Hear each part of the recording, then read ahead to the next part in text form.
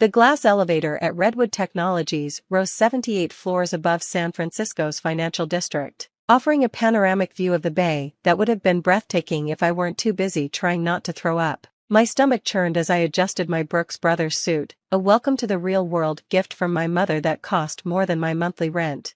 First day jitters? The security guard smiled sympathetically as he checked my temporary ID badge. Don't worry, Ms. Walker. Everyone feels it their first time up. If he only knew. This wasn't just first day anxiety. In less than 20 minutes, I was about to torpedo my father's legacy and possibly destroy one of Silicon Valley's most prestigious tech companies. And I was pretty sure I was going to get arrested for it.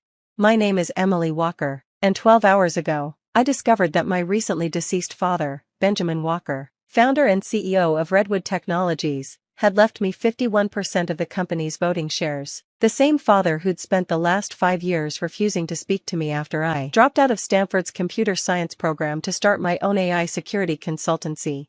The inheritance came with a letter, delivered by his personal attorney at 2 a.m. this morning. Dear Emily, it began in Dad's precise handwriting. If you're reading this, 2 things have happened. I'm dead, and the board has voted to accept the Meditech acquisition offer. One of these things was inevitable. The other will destroy everything we've built. You're the only one who can stop it. The letter went on to detail his suspicions about Meditech's true intentions for Redwood's revolutionary quantum encryption technology. Dad believed they planned to backdoor the encryption protocols and sell access to the highest bidder, governments, corporations, anyone willing to pay for the ability to break unbreakable encryption.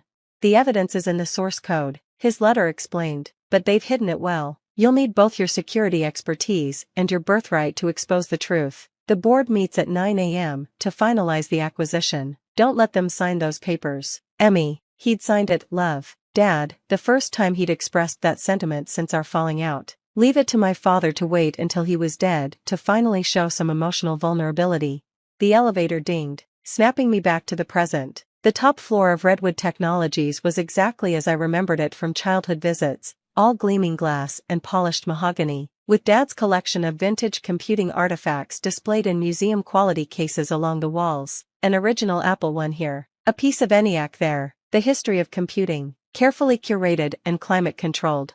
Emily? A familiar voice made me turn. Sarah Chen, Dad's longtime executive assistant, hurried toward me. Her eyes were red-rimmed behind her designer glasses. I'm so sorry about your father. We all miss him terribly. She hesitated. The board, they weren't expecting you. I know. I tried to smile reassuringly, but as the majority shareholder, I have some concerns about the Meditech acquisition that need to be addressed. Sarah's eyes widened slightly, so the board hadn't known about the shares. Interesting. Of course, she said smoothly, professional mask back in place. They're in the main conference room. Shall I announce you? No need. I squared my shoulders and headed for the double doors. Channeling every ounce of confidence I'd learned pitching my own startup to skeptical venture capitalists. I think I can handle this part myself. The Redwood Technologies board of directors consisted of 12 of Silicon Valley's most powerful players. All of them looked up in surprise as I pushed open the doors. Several faces showed recognition, followed quickly by confusion or dismay. They remembered me as Ben Walker's rebellious daughter, the family disappointment who'd walked away from the carefully planned future he'd laid out for me. Marcus Chen, the interim CEO and my father's longtime friend, recovered first. Emily, this is unexpected. We're actually in the middle of a rather important vote, the Meditech acquisition. I know. I strode to the head of the table, my father's old spot, and placed my documents on the polished surface. And as the majority shareholder of Redwood Technologies, I'm here to vote no. The room erupted in chaos. Several board members started shouting at once. Marcus's face went pale, and in the corner, David Harrison, Meditech's CEO, slowly stood up, his expression darkening. This is ridiculous, Harrison snapped. Ben Walker's shares were distributed among the board after his death. The vote has already been. Actually, I cut in, sliding copies of the inheritance documents across the table. My father transferred 51% of his voting shares to me 3 days before his death. The transfer was properly registered with the SEC. You can verify with our corporate counsel. I nodded toward Janet Martinez, the company's chief legal officer, who was already flipping through the papers with a growing look of concern. She's right, Janet confirmed after a moment. The transfer appears legitimate. Emily has controlling interest in Redwood Technologies. Harrison slammed his hand on the table. This is absurd. You can't just walk in here, Anne. I can and I am. I pulled out my laptop and connected it to the room's display system. But don't worry, Mr. Harrison. I have an even better reason to stop this acquisition than my inheritance rights. Would anyone like to see what I found when I analyzed Meditech's integration code? For the next 30 minutes, I walked the board through my discoveries. The hidden backdoors in Meditech's encryption implementation. The carefully obscured connections to shell companies linked to foreign intelligence services. The evidence that they'd already sold access to similar backdoors in their other acquired companies' security products. This isn't just about corporate espionage, I concluded. This is about national security, and I've already sent copies of my analysis to the FBI's Cybercrime Division and the National Security Agency. Harrison was on his feet again, rage contorting his features. You little bye. Choose your next words very carefully, Marcus interrupted, his own expression thunderous. Security is on their way up, and I believe I hear the FBI arriving now. He turned to me, eyes filled with something that looked like pride. Your father knew, didn't he? That's why he gave you the shares? I nodded. He suspected, but he needed someone with both the technical skills to prove it and the legal authority to stop it. Hence the inheritance. Always 3 moves ahead, Ben was, Marcus murmured. Then he straightened. I moved to immediately terminate all acquisition discussions with Meditech and launch a full security audit of all our systems. The vote was unanimous, except for Harrison, who was already being escorted out by federal agents.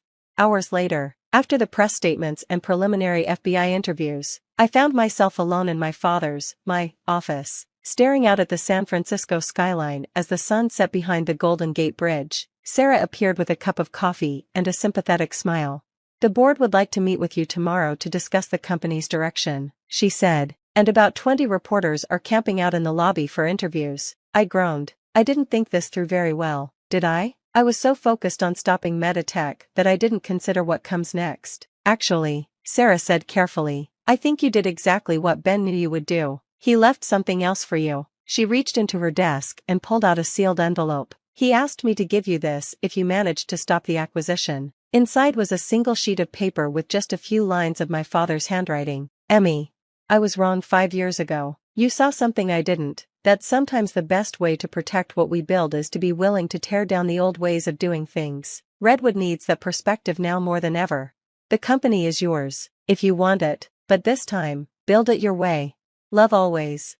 Dad. I looked up at Sarah, blinking back tears. I don't suppose you know any good executive recruiters? I think Redwood Technologies might be in the market for a new chief security officer. She smiled. I think we might already have found one. Part 2, the reconstruction. The first 6 months as Redwood Technologies' chief security officer and majority shareholder were a crash course in corporate politics, crisis management, and the delicate art of reforming a company culture without breaking what already worked. The press dubbed me the Security Princess, a nickname I hated but my PR team insisted played well with profiles of young female tech executives. The Meditech scandal had shaken confidence in the entire tech industry's approach to security and privacy. Our stock took an initial hit, but my decision to make Redwood's security protocols open source and subject to public audit gradually rebuilt trust. It also drove our competitors crazy, which I considered a nice bonus. More challenging was navigating the complex relationships within Redwood itself. Many of the old guard viewed me with suspicion, the prodigal daughter who'd rejected their world only to return and upend it. Others saw an opportunity to advance their own agendas, assuming I'd be easy to manipulate. They all underestimated how much I'd learned running my own company for 5 years. More importantly, they underestimated how much I'd learned from watching my father's successes and failures.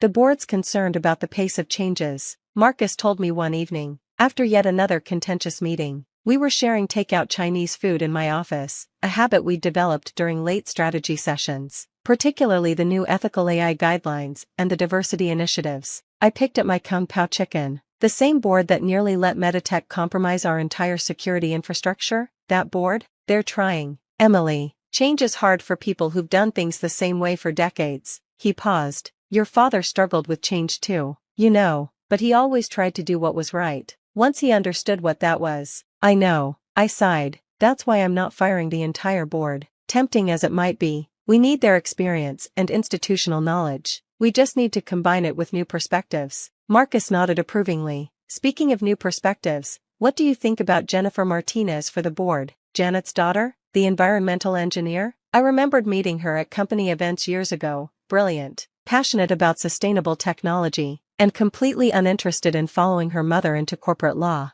She's been doing amazing work on green data center design. If we're serious about reducing our carbon footprint, we could use her expertise. He grinned. Plus, it might help smooth things over with Janet, who's still a bit miffed about not knowing about your inheritance. Add her to the list of candidates. I pulled up a spreadsheet on my tablet, along with Dr. Chen from Berkeley's AI ethics department, and that amazing security researcher who keeps finding bugs in our bug bounty program. Ah yes, the famous bite wolf who's cost us nearly $1 million in bounty payments. Marcus chuckled. You know the board will have fits about putting a hacker on the board of directors. Good. A few fits might do them good. I closed the tablet and leaned back in my chair, my father's chair, though I'd redecorated the office in my own style. We're not just rebuilding from the Meditech crisis, Marcus, we're rebuilding for the future. That means new voices, new perspectives, and yes, some disruption of the old ways. He studied me thoughtfully. You sound more and more like Ben every day, but also, entirely like yourself. I'll take that as a compliment. It was meant as one. He stood, gathering the empty takeout containers. Oh, by the way, Sarah mentioned you're speaking at Stanford next week? Guest lecture for the computer science department. I smiled wryly. Apparently, dropping out to start a successful company and then inheriting a Fortune 500 company makes for an interesting career path discussion. Planning to encourage more dropouts? Planning to encourage them to think for themselves and follow their convictions, even when it means disappointing people they respect. I glanced at the photo of my father I kept on my desk. Sometimes, especially then, the Stanford lecture went better than expected, though the QA session ran long with students eager to discuss everything from ethical AI development to work-life balance in tech leadership. One quiet student lingered after the others left, clutching her laptop nervously. Miss Walker? I wanted to show you something. She opened her laptop, revealing dense lines of code. I think I found a potential security vulnerability in Redwood's new quantum encryption implementation. I pulled up a chair next to her. Walk me through it. For the next hour, she demonstrated an incredibly clever attack vector that none of our security teams had considered. By the time she finished, I had already emailed our head of security and was reaching for my business card. We have a summer internship program, I told her, but in your case, I'd like to discuss something more permanent after graduation. Have you considered a career in security research? Her eyes widened. My parents want me to go into management consulting. They say tech is too unstable, especially with all the recent scandals.